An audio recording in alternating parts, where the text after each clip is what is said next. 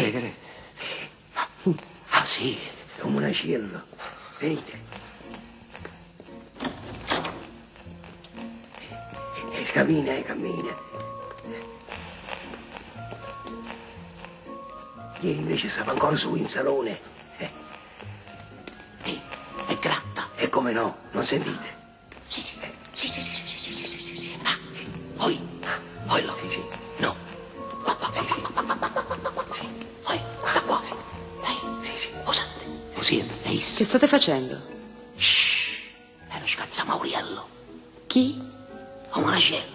Detto scazzamauriello perché gratta i muri. E chi è? È l'anima di un bambino morto. Madonna. Oppure è lo spirito di un bambino che voleva nascere e non è mai nato.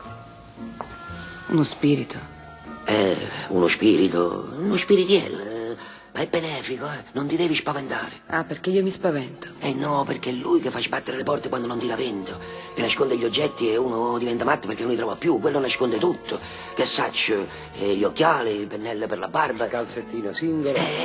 Ma perché non ci hai mai fatto caso che in fondo al cassetto rimane sempre un calzettino scompagnato? Ecco, quello è un monacello che ha nascosto quell'altro. E perché farebbe tutte queste scemenze? Gesù, ma perché è piccolo, giocarellone. Ma poi col tempo si affeziona alla famiglia, all'ambiente e diventa uno di casa. Raffaele, di qualche cosa pure tu. Qua lo perdiamo oggi, Aggi pazienza. Ah, sì. Insomma, avere il monacello in casa è tale e quale come avere una creatura, un figlio.